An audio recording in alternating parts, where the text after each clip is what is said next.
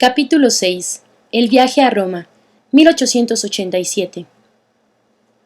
3 días después del viaje a Bayeux, tenía que emprender otro mucho más largo, el viaje a la ciudad eterna. ¡Qué viaje aquel! Solo en él aprendí más que en largos años de estudios, y me hizo ver la vanidad de todo lo pasajero y que todo es aflicción de espíritu bajo el sol.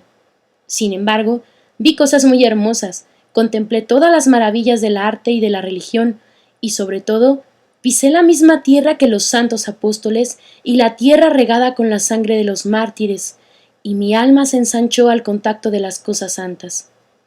Me alegro mucho de haber estado en Roma, pero comprendo a quienes en el mundo pensaron que papá me había hecho hacer este largo viaje para hacerme cambiar de idea sobre la vida religiosa. Y la verdad es que hubo cosas en él capaces de hacer vacilar una vocación poco firme. Celina y yo, que nunca habíamos vivido entre gentes del gran mundo, nos encontramos metidas en medio de la nobleza, de la cual se componía casi exclusivamente la peregrinación. Pero todos aquellos títulos y aquellos de, lejos de deslumbrarnos, no nos parecían más que humo. Vistos de lejos, me habían ofuscado un poco alguna vez, pero de cerca vi que no todo lo que brilla es oro, y comprendí estas palabras de la imitación. No vayas tras esa sombra que se llama el gran nombre, ni desees tener muchas e importantes relaciones, ni la amistad especial de ningún hombre. Comprendí que la verdadera grandeza está en el alma y no en el nombre, pues como dice Isaías, el Señor dará otro nombre a sus elegidos, y San Juan dice también, al vencedor le daré una piedra blanca en la que haya escrito un nombre nuevo que sólo conoce quien lo recibe. Solo en el cielo conoceremos, pues, nuestros títulos de nobleza. Entonces, cada cual recibirá de Dios la alabanza que merece, y el que en la tierra haya querido ser el más pobre y el más olvidado por amor a Jesús, ese será el primero y el más noble y el más rico. La segunda experiencia que viví se refiere a los sacerdotes. Como nunca había vivido en su intimidad, no podía comprender el fin principal de la reforma del Carmelo. Orar por los pecadores me encantaba, pero orar por las almas de los sacerdotes, que yo creía más puras que el cristal, me parecía muy extraño. En Italia comprendí mi vocación, y no era ir a buscar demasiado lejos un conocimiento tan importante. Durante un mes conviví con muchos sacerdotes santos, y pude ver que si su sublime dignidad los eleva por encima de los ángeles, no por eso dejan de ser hombres débiles y frágiles. Si los sacerdotes santos, a los que Jesús llama en el Evangelio sal de la tierra, muestran en su conducta que tienen una enorme necesidad de que se rece por ellos, ¿qué habrá de decir de los que son tibios? ¿No ha dicho también Jesús, si la sal se vuelve sosa, ¿con qué la salarán? Qué hermosa es, madre querida, la vocación que tiene como objeto conservar la sal destinada a las almas. Y esta es la vocación del Carmelo, pues el único fin de nuestras oraciones y de nuestros sacrificios es ser apóstoles de apóstoles, rezando por ellos mientras ellos evangelizan a las almas con su palabra y sobre todo con su ejemplo. He de detenerme, pues si continuase hablando de este tema no acabaría nunca. Voy a contarte mi viaje, madre querida, con algún detalle. Perdóname si te doy demasiados, pues no pienso lo que voy a escribir y lo hago en tantos ratos perdidos, debido al poco tiempo libre que tengo, que mi narración quizá te resulte aburrida. Me consuela pensar que en el cielo volveré a hablarte de las gracias que he recibido y que entonces podré hacerlo con palabras amenas y arrobadoras. Allí nada vendrá a interrumpir nuestros desahogos íntimos, y con una sola mirada lo comprenderás todo. Mas como ahora necesito todavía emplear el lenguaje de esta triste tierra, trataré de hacerlo con la sencillez de un niño que conoce el amor de su madre. París, Nuestra Señora de las Victorias. La peregrinación salía de París el 7 de noviembre, pero papá nos llevó allí unos días antes para que la visitáramos. Una mañana, a las 3 de la madrugada, atravesaba la ciudad de Lisieux, que aún dormía. Muchas emociones pasaron en esos momentos por mi alma. Sabía que iba hacia lo desconocido y que allá lejos me esperaban grandes cosas. Papá iba feliz. Cuando el tren arrancó, él se puso a cantar aquella vieja canción, Rueda, rueda, diligencia, que ya estamos en camino. Llegamos a París por la mañana y comenzamos enseguida a visitar la ciudad. Nuestro pobre papaíto se desvivió por complacernos. así que en poco tiempo teníamos vistas todas las maravillas de la capital. Yo solo encontré una que verdaderamente me encantara, y esa maravilla fue Nuestra Señora de las Victorias. Imposible decir lo que sentí a sus pies. Las gracias que me concedió me emocionaron tan profundamente que solo mis lágrimas traducían mi felicidad, como en el día de mi primera comunión. La Santísima Virgen me hizo sentir que había sido realmente ella quien me había sonreído y curado. Comprendí que velaba por mí y que yo era su hija, y que, entonces, yo no podía darle ya otro nombre que el de mamá, que me parecía mucho más tierno que el de madre. Con qué fervor le pedí que me amparara siempre y que convirtiera pronto mi sueño en realidad, escondiéndome a la sombra de su manto virginal. Ese había sido uno de mis primeros deseos de niña. Luego, al crecer, había comprendido que solo en el Carmelo podría encontrar de verdad el manto de la Santísima Virgen, y hacia esa fértil montaña volaban todos mis deseos.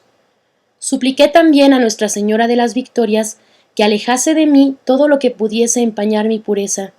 No ignoraba que en un viaje como este a Italia se encontrarían muchas cosas capaces de tumbarme, sobre todo porque, al no conocer el mal, temía descubrirlo, por no haber experimentado todavía que para el puro todo es puro, y que las almas sencillas y rectas no ven mal en ninguna parte, pues el mal solo existe en los corazones impuros y no en los objetos inanimados.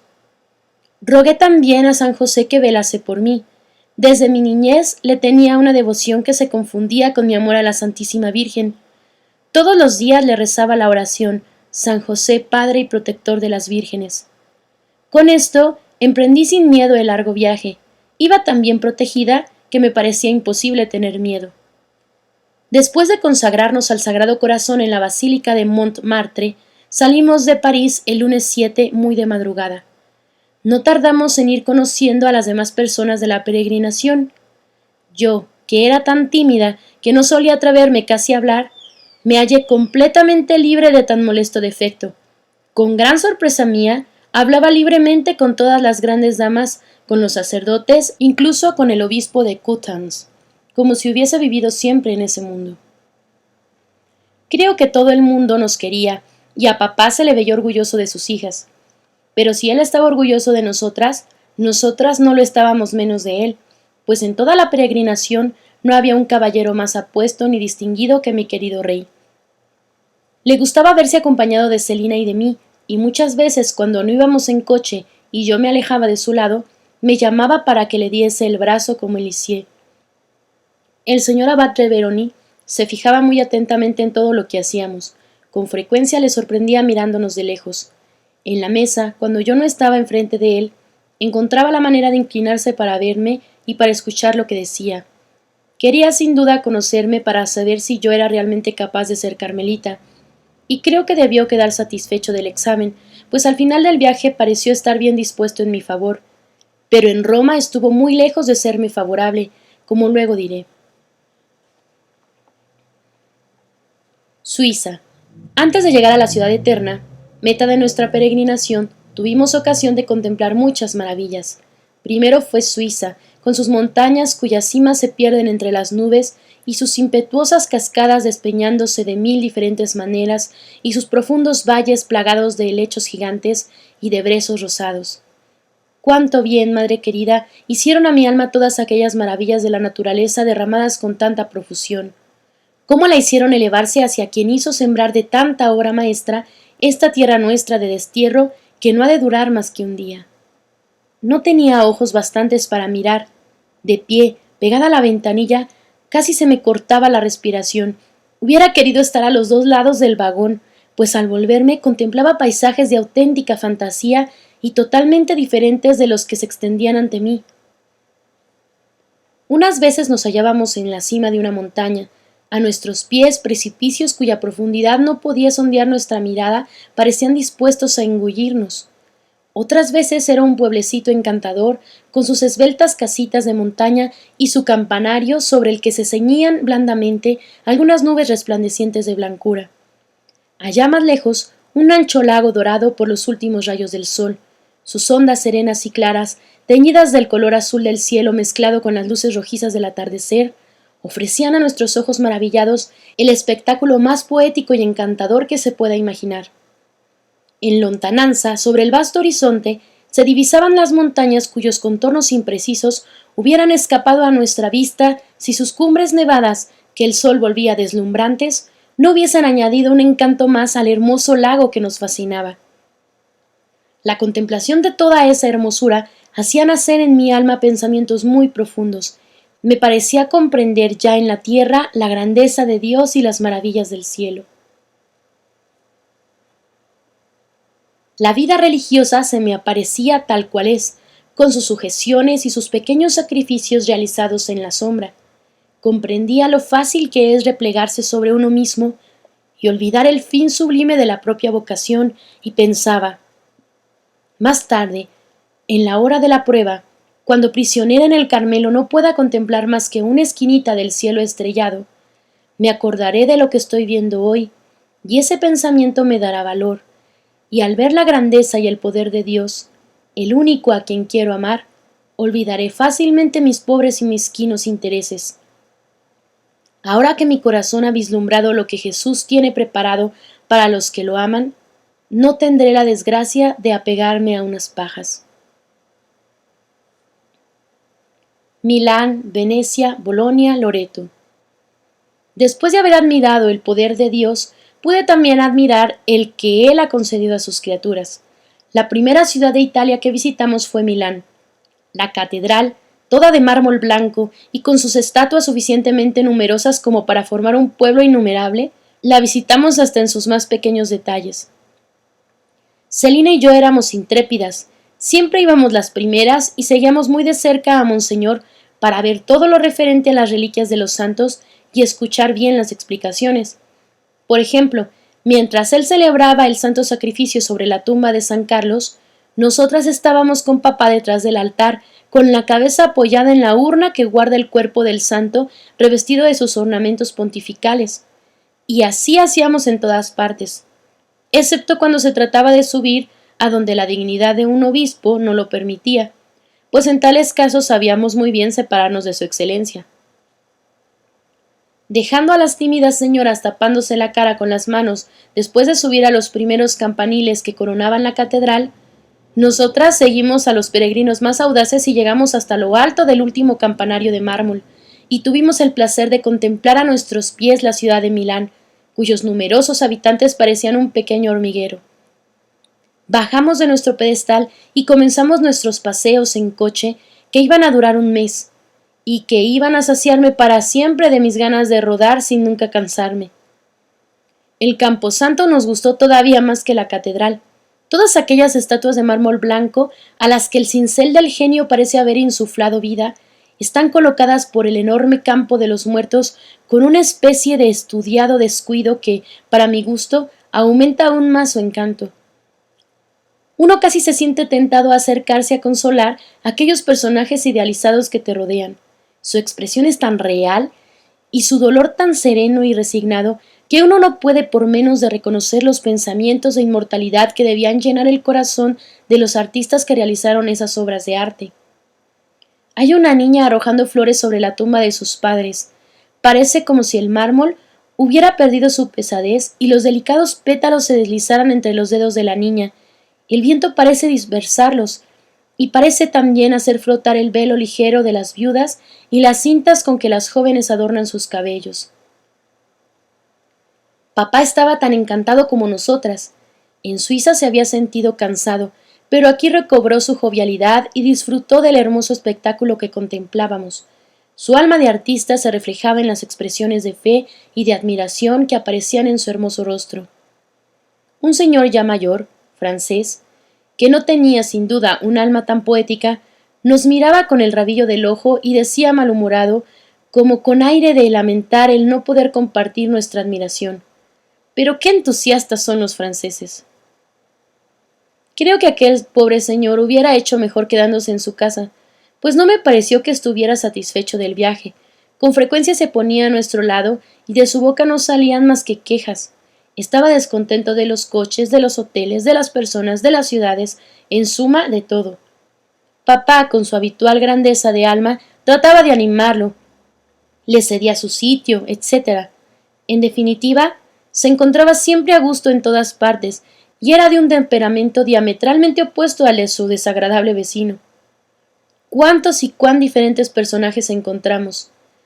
Y qué interesante el estudio del mundo cuando uno está a punto de abandonarlo. En Venecia, la escena cambió por completo. Allí, en lugar de los ruidos de las grandes ciudades, solo se oyen, en medio del silencio, los gritos de los gondoleros y el murmullo del agua agitada por los remos. Venecia no carece de encantos, pero a mí me pareció una ciudad triste. El Palacio de los Duces es espléndido, pero resulta también triste, con sus enormes salones en los que se hace una verdadera ostentación de oro, de maderas, de los mármoles más preciosos y de los cuadros de los más célebres maestros. Hace ya muchos años que sus bóvedas sonoras han dejado de escuchar la voz de los gobernadores pronunciando sentencias de vida o de muerte en aquellas salas que atravesábamos. Han dejado de sufrir los desdichados prisioneros encerrados por los duces en los calabozos y en las mazmorras subterráneas.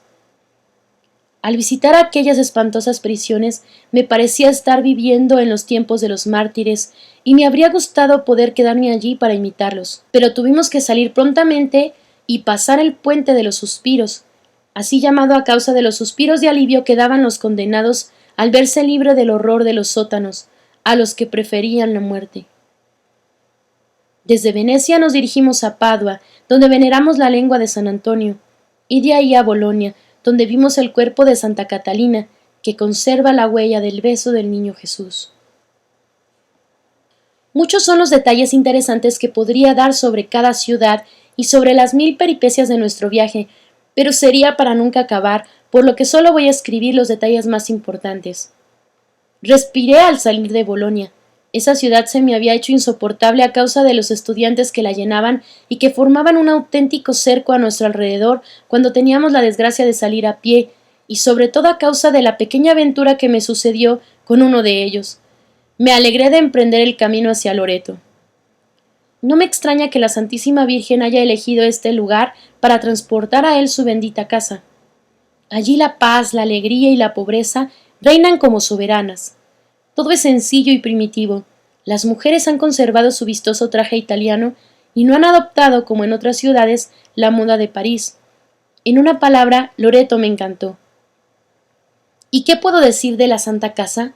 Me emocionó profundamente encontrarme bajo el mismo techo que la Sagrada Familia, contemplar las paredes en las que Jesús posó sus ojos divinos, pisar la tierra que José regó con su sudor y donde María llevó en brazos a Jesús después de haberlo llevado en su seno virginal.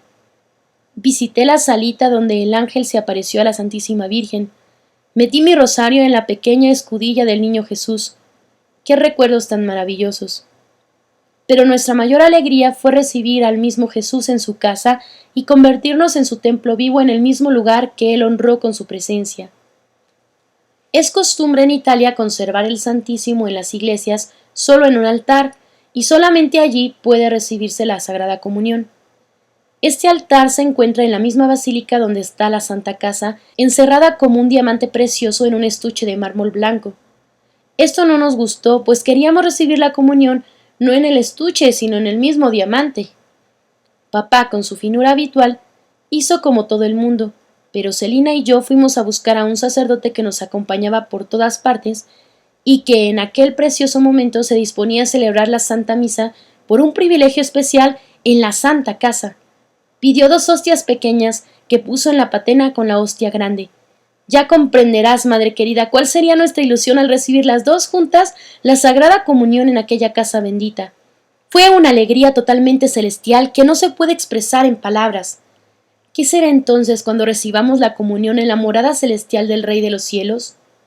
Allí no veremos que se nos acaba la alegría, ni existirá ya la tristeza de la partida, y para llevarnos un recuerdo no tendremos que rascar furtivamente las paredes santificadas por la presencia divina, pues su casa será la nuestra por toda la eternidad. Dios no quiere darnos su casa de la tierra, se conforma con enseñárnosla para hacernos amar la pobreza y la vida escondida. La que nos reserva es su propio palacio de la gloria, donde ya no le veremos escondido bajo las apariencias de un niño o de una blanca hostia, sino tal cual es en el esplendor de su gloria infinita. el Coliseo y las catacumbas. Ahora solo me falta ya hablar de Roma. De Roma, meta de nuestro viaje, donde yo esperaba encontrar el consuelo, pero donde encontré la cruz. Llegamos a Roma de noche y dormidos. Nos despertaron los empleados de la estación que gritaban ¡Roma! ¡Roma! No era un sueño, estaba en Roma. El primer día lo pasamos extramuros y fue quizás el más delicioso de todos, pues todos los monumentos han conservado su sello de antigüedad, mientras que en el centro de Roma, ante el fausto de los hoteles y de las tiendas, uno tiene la impresión de estar en París. Aquel paseo por la campiña romana me ha dejado un gratísimo recuerdo. No hablaré de los lugares que visitamos, pues hay bastantes libros que los describen por extenso, sino solamente de las principales emociones que viví. Una de las más dulces fue la que me hizo estremecerme a la vista del Coliseo. Por fin podía ver aquella arena en la que tantos mártires habían derramado su sangre por Jesús, y ya me disponía a besar la tierra que ellos habían santificado. Pero qué decepción la mía. El centro no era más que un montón de escombros que los peregrinos tenían que conformarse con mirar, pues una valla les impedía entrar. Por otra parte, nadie sintió la tentación de intentar meterse por en medio de aquellas ruinas. Pero, ¿valía la pena haber venido a Roma y quedarse sin bajar al Coliseo? Aquello me parecía imposible. Ya no escuchaba las explicaciones del guía, solo un pensamiento me rondaba por la cabeza: bajar a la arena.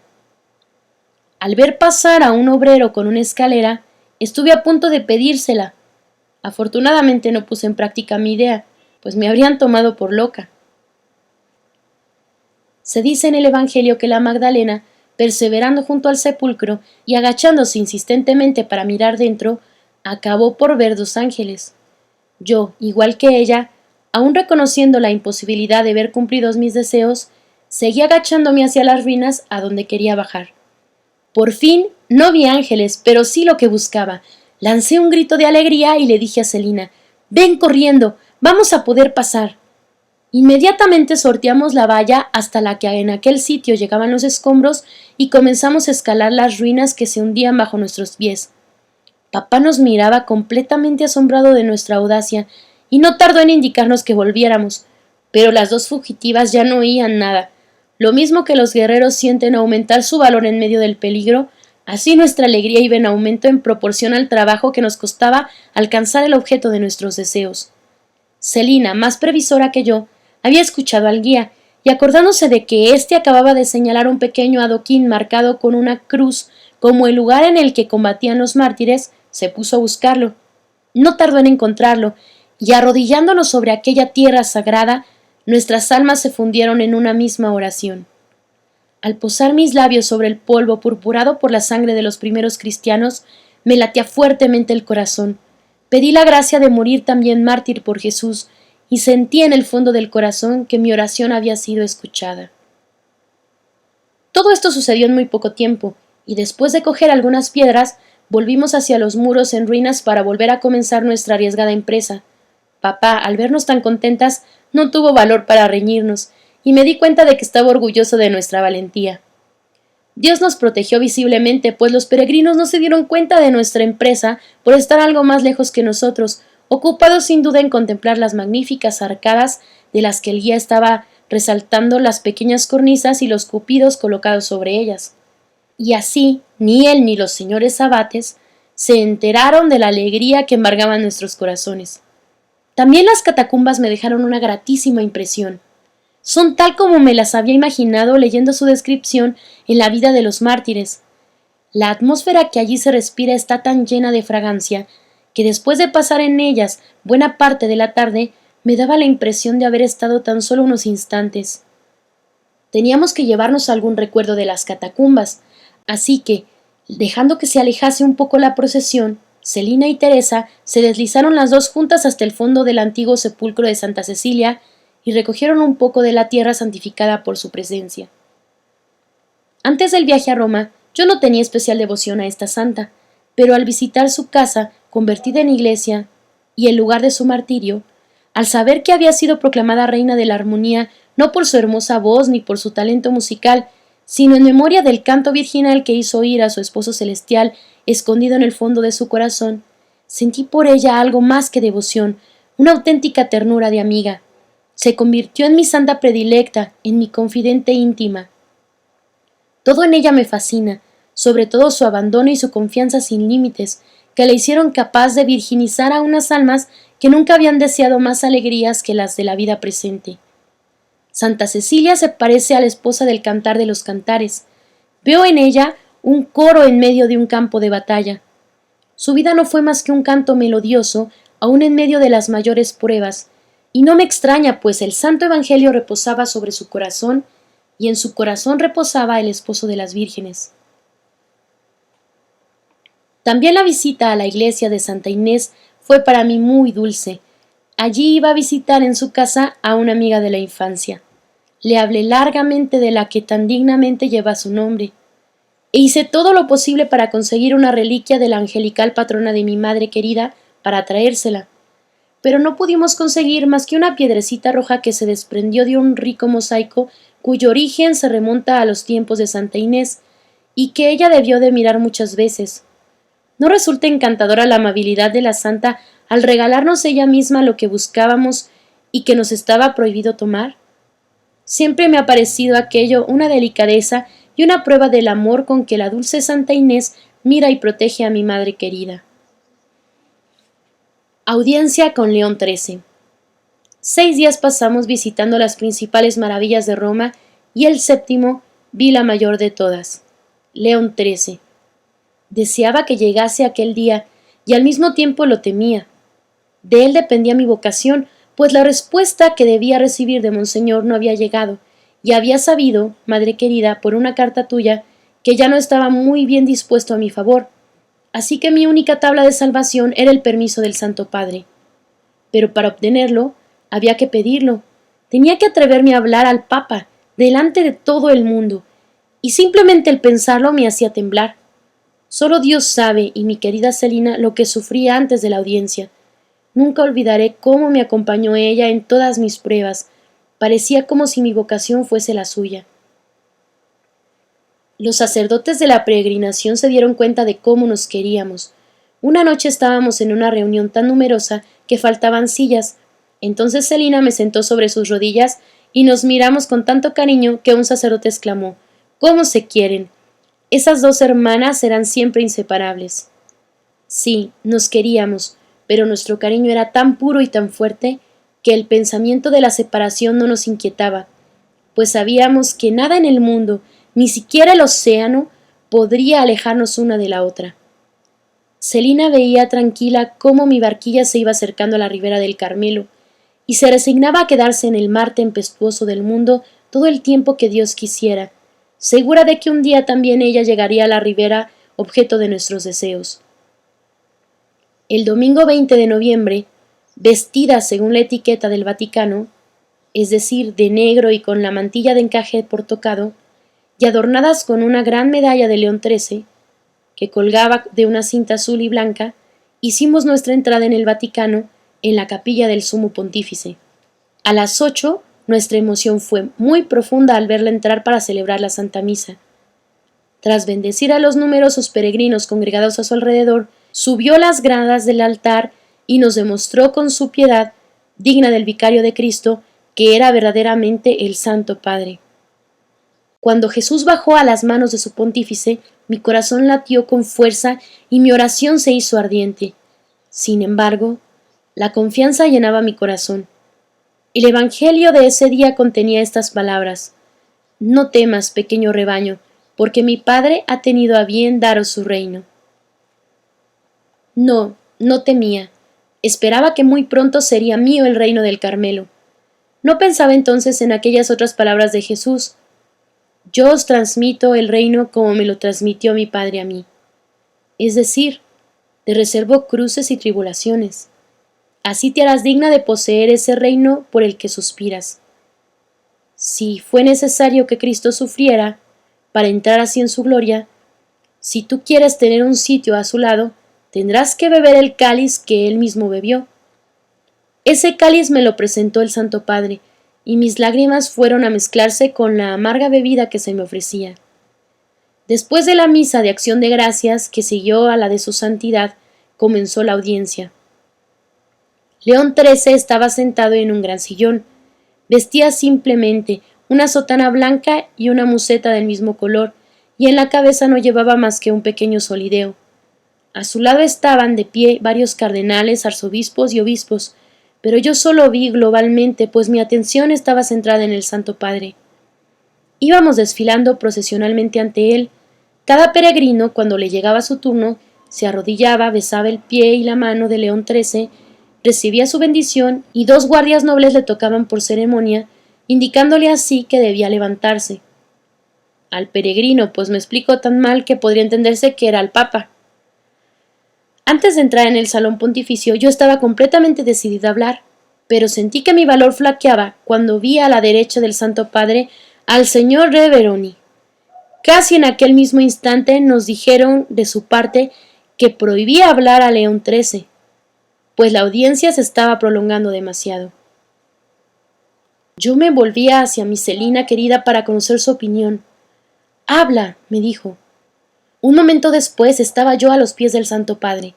Después de besarle la sandalia, me presentó la mano, pero en lugar de besársela, junté las mías y elevando hacia su rostro mis ojos bañados en lágrimas, exclamé: «Santísimo Padre, tengo que pediros una gracia muy grande». Entonces el sumo pontífice inclinó hacia mí su cabeza de manera que mi rostro casi tocaba el suyo, y vi sus ojos negros y profundos que se fijaban en mí y parecían querer penetrarme hasta el fondo del alma. «Santísimo Padre, en honor de vuestras bodas de oro, permitidme entrar en el Carmelo a los 15 años». Sin duda la emoción hacía temblar mi voz, por lo que el Santo Padre, volviéndose hacia el señor Reveroni, que me miraba asombrado y disgustado, le dijo: «No comprendo bien». Si Dios lo hubiera permitido, le habría sido fácil al señor Reveroni alcanzarme lo que deseaba, pero Dios quería darme cruz y no consuelo. «Santísimo Padre», respondió el vicario general, «se trata de una niña que desea entrar en el Carmelo a los 15 años, pero los superiores están en estos momentos estudiando la cuestión». «Bueno, hija mía», respondió el Santo Padre mirándome bondadosamente, «haz lo que te digan los superiores». Entonces, apoyando mis manos en sus rodillas, hice un último intento y le dije con voz suplicante: «Sí, Santísimo Padre, pero si usted dijese que sí, todo el mundo estaría de acuerdo». Me miró fijamente y pronunció estas palabras recalcando cada sílaba: «Vamos, vamos, entrarás si Dios lo quiere». Y su acento tenía un no sé qué de tan penetrante y convincente que aún me parece estar oyéndole. Animada por la bondad del Santo Padre, quise seguir hablando, pero los 2 guardias nobles me tocaron cortésmente para que me levantase, y viendo que con esto no bastaba, me cogieron por los brazos, y el señor Reveroni les ayudó a levantarme, pues seguía con las manos juntas apoyadas en las rodillas del Santo Padre, y tuvieron que arrancarme de sus pies a viva fuerza. Mientras me quitaban de en medio de esta manera, el Santo Padre acercó su mano a mis labios y después la levantó para bendecirme. Entonces los ojos se me llenaron de lágrimas y el señor Reveroni pudo contemplar al menos tantos diamantes como había visto en Bayeux. Los 2 guardias nobles me llevaron en voladas, por así decirlo, hasta la puerta, donde un tercero me dio una medalla de León XIII. Celina, que iba detrás de mí, acababa de ser testigo de la escena que acababa de ocurrir. Casi tan emocionada como yo, tuvo no obstante valor para pedir al Santo Padre una bendición para el Carmelo. El señor Reveroni con voz malhumorada respondió: «¡El Carmelo ya está bendecido!». Y el Santo Padre contestó con ternura: «Sí, sí, ya está bendecido». Papá se había acercado a los pies de León XIII antes que nosotras, con los caballeros. El señor Reveroni había estado con él encantador, presentándolo como el padre de 2 carmelitas. El Santo Padre, como muestra de especial benevolencia, posó su mano sobre la cabeza venerable de mi querido rey, como marcándole con un sello misterioso en nombre de aquel de quien era verdadero representante.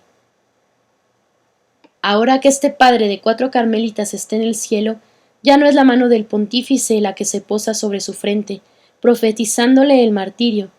Es la mano del esposo de las vírgenes, la del Rey de la Gloria, la que hace resplandecer la cabeza de su fiel servidor, y ya nunca esa mano adorada dejará de apoyarse en la frente que ella misma ha glorificado. Mi papá querido se llevó un disgusto tan grande cuando, al salir de la audiencia, me encontró deshecha en lágrimas, e hizo todo lo posible por consolarme, pero en vano. En el fondo del corazón yo sentía una gran paz, puesto que había hecho absolutamente todo lo que estaba en mis manos para responder a lo que Dios pedía de mí. Pero esa paz estaba en el fondo, mientras la amargura inundaba mi alma, pues Jesús callaba. Parecía estar ausente. Nada me revelaba su presencia. Tampoco aquel día el sol se atrevió a brillar, y el hermoso cielo de Italia, cargado de oscuros nubarrones, no cesó de llorar conmigo. Todo había terminado. El viaje no tenía ya el menor atractivo para mí, pues su objetivo había fracasado. Sin embargo, las últimas palabras del Santo Padre deberían haberme consolado. ¿No eran en realidad una verdadera profecía? A pesar de todos los obstáculos, se realizó lo que Dios quiso. No permitió a las criaturas hacer lo que ellas querían, sino lo que quería Él. Desde hace algún tiempo me había ofrecido al niño Jesús para ser su juguetito, y había dicho que no me tratase como a uno de esos juguetes caros que los niños se contentan con mirar sin atreverse a tocarlos, sino como una pelotita sin valor que pudiera tirar al suelo, o golpear con el pie, o agujerar, o dejarla en un rincón, o bien, si le apetecía, estrecharla contra su corazón. En una palabra, quería divertir al niño Jesús, agradarle, entregarme a sus caprichos infantiles. Y él había escuchado mi oración. En Roma Jesús agujereó a su juguetito. Quería ver lo que había dentro, y luego, una vez que lo vio, satisfecho de su descubrimiento, dejó caer su pelotita y se quedó dormido. ¿Y qué hizo mientras dormía dulcemente? ¿Y qué fue de la pelotita abandonada? Jesús soñó que seguía divirtiéndose con su juguete, tirándolo y cogiéndolo una y otra vez, y luego que, después de haberlo echado a rodar muy lejos, lo estrechaba contra su corazón sin dejarlo alejarse ya nunca más de su manita. Imagínate, madre querida, lo triste que se sentiría la pelotita al verse tirada por el suelo. Sin embargo, no dejé de esperar contra toda esperanza. Unos días después de la audiencia con el Santo Padre, papá fue a visitar al hermano Simeón y encontró allí al señor Reveroni, que se mostró muy amable. Papá le reprochó jovialmente que no me hubiese ayudado en mi difícil empresa, y luego le contó la historia de su reina al hermano Simeón. El venerable anciano escuchó su relato con gran interés, tomó incluso algunas notas y dijo emocionado: «Estas cosas no se ven en Italia». Creo que aquella entrevista causó muy buena impresión al señor Reveroni, que a partir de entonces no dejó de darme muestras de que por fin estaba convencido de mi vocación. Nápoles, Asís, regreso a Francia.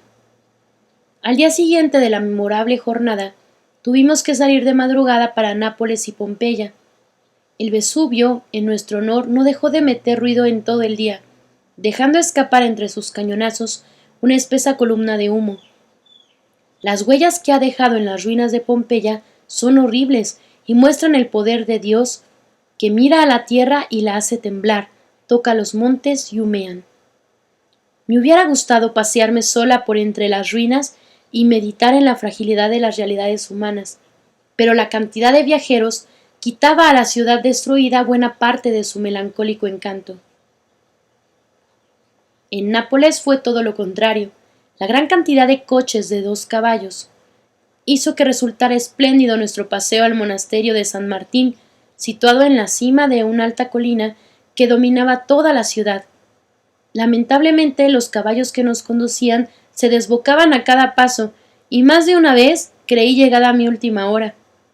Por más que el cochero repetía continuamente la palabra mágica de los conductores italianos, «a pipò, a pipò», los pobres caballos estaban empeñados en volcar el coche.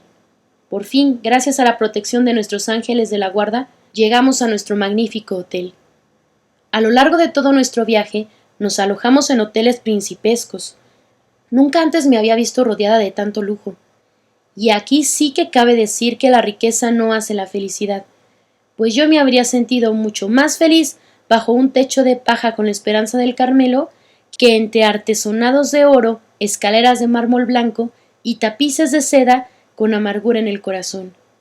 Comprendí bien que la alegría no se halla en las cosas que nos rodean, sino en lo más íntimo de nuestra alma. Se la puede poseer lo mismo en una prisión que en un palacio. La prueba está en que yo soy más feliz en el Carmelo, aun en medio de mis sufrimientos interiores y exteriores, que entonces en el mundo, rodeada de las comodidades de la vida y sobre todo de la ternura del hogar paterno. Llevaba el alma sumida en la tristeza, sin embargo, exteriormente era la misma, pues creía que nadie conocía la petición que había hecho al Santo Padre. Pronto me convencí de lo contrario. Habiéndome quedado sola con Celine en el vagón, los demás peregrinos habían bajado a la cantina de la estación, aprovechando unos pocos minutos de parada. Vi que el señor Legux, vicario general de Coutances, abría la puerta y mirándome me decía sonriendo: ¿Cómo estaba nuestra pequeña Carmelita? Entonces comprendí que toda la peregrinación conocía mi secreto. Gracias a Dios nadie me habló sobre ello, pero por la simpatía con que me miraban, me di cuenta de que mi petición no les había producido mala impresión, sino todo lo contrario. En la pequeña ciudad de Asís tuve ocasión de subir al coche del señor Reveroni, un honor que no le fue concedido a ninguna dama durante todo el viaje. Te cuento cómo conseguí ese privilegio. Después de visitar los lugares impregnados por el aroma de las virtudes de San Francisco y Santa Clara, terminamos en el monasterio de Santa Inés, hermana de Santa Clara. Yo había estado contemplando a mis anchas la cabeza de la santa y cuando me retiraba, una de las últimas, me di cuenta de que había perdido el cinturón. Lo busqué en medio de la muchedumbre. Un sacerdote se compadeció de mí y me ayudó, pero después de habérmelo encontrado, le vi alejarse, y yo me quedé sola buscando, pues aunque tenía el cinturón, no me lo podía poner, pues faltaba la hebilla. Por fin la vi brillar en un rincón. Cogerla y ajustarla al cinturón no me llevó mucho tiempo, pero todo el trabajo anterior sí que me lo había llevado. Así que me quedé de una pieza al ver que estaba sola al salir de la iglesia. Todos los coches, y eran muchos, habían desaparecido, excepto el del señor Reveroni. ¿Qué decisión tomar? ¿Echarme a correr detrás de los coches que ya no se veían, exponiéndome a perder el tren, con la consiguiente preocupación de mi querido papá, o bien pedir un sitio en la calesa del señor Reveroni? Me decidí por esta última solución. Con la mayor amabilidad y lo menos apurada que pude, a pesar de mi apuro, le expuse mi crítica situación y lo puse a él mismo en un apuro, pues su coche iba lleno de los más distinguidos caballeros de la peregrinación. Imposible encontrar una plaza libre, pero un caballero muy galante se apresuró a bajar, me hizo ocupar su asiento y se puso él modestamente al lado del cochero. Parecía una ardilla atrapada en un cepo, y estaba muy lejos de encontrarme a gusto, rodeada de todos aquellos personajes ilustres, y sobre todo del más temible de todos ellos, frente al cual iba sentada. Sin embargo, estuvo muy amable conmigo, interrumpiendo de vez en cuando su conversación con los caballeros para hablarme del Carmelo. Antes de llegar a la estación, todos aquellos grandes personajes sacaron sus grandes monederos para dar una propina al cochero, que ya estaba pagado. Yo hice lo mismo y saqué mi diminuto monedero, pero el señor Reveroni no me permitió sacar mis preciosas moneditas y prefirió dar él una grande de las suyas por los dos. En otra ocasión volví a encontrarme a su lado en el ómnibus. Estuvo más amable todavía y me prometió hacer todo lo que pudiera para que entrase en el Carmelo. Aunque estos breves encuentros pusieron un poco de bálsamo en mis llagas, no pudieron evitar que el regreso fuese mucho menos placentero que la ida, pues ya no tenía la esperanza del Santo Padre. No encontraba ayuda alguna en la tierra, que me parecía un desierto agostado y sin agua. Solo en Dios tenía puesta toda mi esperanza. Acababa de conocer por experiencia que vale más recurrir a Él que a sus santos. La tristeza de mi alma no fue obstáculo para que pusiese un gran interés en los santos lugares que visitábamos. En Florencia tuve la dicha de contemplar a Santa María Magdalena de Pacis, colocada en medio del coro de las carmelitas que nos abrieron la reja. Como no sabíamos que íbamos a disfrutar de tal privilegio y muchas personas deseaban hacer tocar sus rosarios en el sepulcro de la santa, no había nadie más que yo que pudiese pasar la mano por entre la reja que nos separaba de él. Por eso todos me traían sus rosarios y yo me sentía muy orgullosa de mi oficio. Siempre tenía que encontrar la forma de tocarlo todo. Así, en la iglesia de la Santa Cruz de Jerusalén, en Roma, Pudimos venerar varios fragmentos de la venerada cruz, 2 espinas y uno de los sagrados clavos, encerrado en un magnífico relicario de oro labrado, pero sin cristal, por lo que, al venerar la sagrada reliquia, encontré la forma de pasar mi dedito por una de las aberturas del relicario, y pude tocar el clavo que bañó la sangre de Jesús. La verdad es que era demasiado atrevida. Por suerte, Dios, que conoce el fondo de los corazones, sabe que mi intención era pura y que por nada del mundo hubiera querido desagradarle. Me portaba con él como un niño que piensa que todo le está permitido y mira como suyos los tesoros de su padre. Todavía hoy sigo sin comprender por qué en Italia se excomulga tan fácilmente a las mujeres. A cada paso nos decían, no entréis aquí, no entréis allá, que quedaréis excomulgadas. Pobres mujeres, qué despreciadas son. Sin embargo, ellas aman a Dios en número mucho mayor que los hombres, y durante la pasión de nuestro Señor, las mujeres tuvieron más valor que los apóstoles, pues desafiaron los insultos de los soldados y se atrevieron a enjugar la faz adorable de Jesús. Seguramente por eso Él permite que el desprecio sea su lote en la tierra, ya que lo escogió también para sí mismo. En el cielo demostrará claramente que sus pensamientos no son los de los hombres, pues entonces los últimos serán los primeros. Más de una vez durante el viaje no tuve la paciencia de esperar al cielo para ser la primera.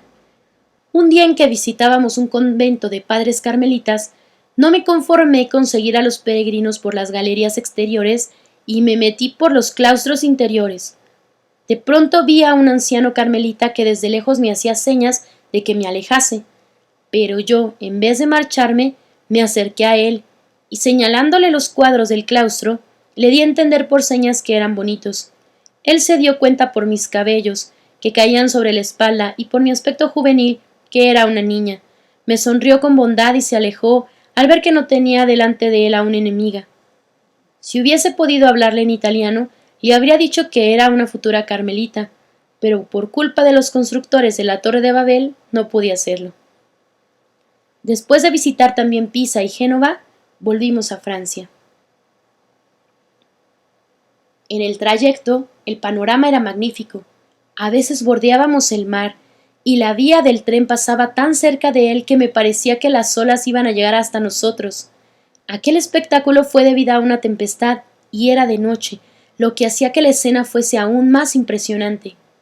Otras veces atravesábamos llanuras cubiertas de naranjos con su fruta ya madura, o de verdes olivos de escaso follaje, o de esbeltas palmeras.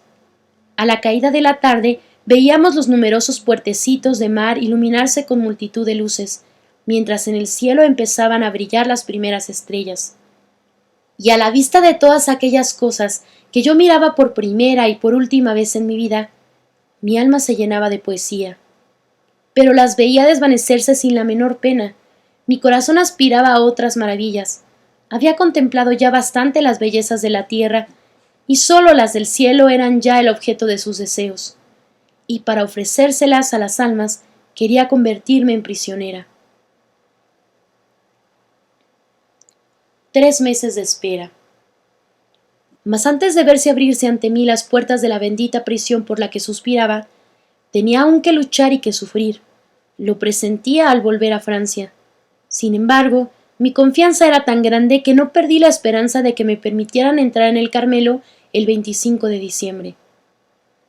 Apenas llegamos a Lisieux. Nuestra primera visita fue para el Carmelo. ¡Qué encuentro aquel! Teníamos tantas cosas que decirnos después de un mes de separación, mes que me pareció larguísimo y en el que aprendí más que en muchos años. Qué dulce fue para mí, madre querida, volverte a ver y abrirte a mi pobre alma herida. A ti que sabías comprenderme tan bien, a ti a quien bastaba una palabra o una mirada para adivinarlo todo. Me abandoné con entera confianza. Había hecho todo lo que dependía de mí, todo, hasta hablarle al Santo Padre, por lo que ya no sabía qué más tenía que hacer. Tú me dijiste que escribiera a Monseñor, recordándole su promesa. Lo hice enseguida, lo mejor que supe, pero en unos términos que a nuestro tío le parecieron demasiado ingenuos. Él rehizo la carta. Cuando yo iba a echarla en el correo, recibí una tuya diciéndome que no escribiese, que esperase unos días más. Obedecí enseguida, pues estaba segura de que esa era la mejor forma de no equivocarme. Por fin, 10 días antes de Navidad, salió mi carta. Plenamente convencida de que la respuesta no se haría esperar, todas las mañanas iba a correos con papá después de misa, pensando encontrar allí el permiso para echarme a volar. Pero cada mañana me traía una nueva decepción, que sin embargo no hacían vacilar mi fe. Pedí a Jesús que rompiese mis ataduras, y las rompió, pero de una forma totalmente diferente a como yo esperaba. Llegó la fiesta de Navidad y Jesús no despertó. Dejó en el suelo a su pelotita sin echarle siquiera una mirada. Al ir a la misa de gallo llevaba roto el corazón. Tenía tantas esperanzas de asistir a ella tras las rejas del Carmelo. Esta prueba fue muy dura para mi fe, pero aquel cuyo corazón vela mientras él duerme me hizo comprender que él obra auténticos milagros, cambia las montañas de lugar en favor de quienes tienen una fe como un grano de mostaza, pero que con sus íntimos, con su madre, él no hace milagros hasta haber probado su fe. ¿No dejó morir a Lázaro a pesar de que Marta y María le habían hecho saber que estaba enfermo? Y en las bodas de Caná, cuando la Virgen le pidió que ayudara a los anfitriones, ¿no le contestó que todavía no había llegado su hora?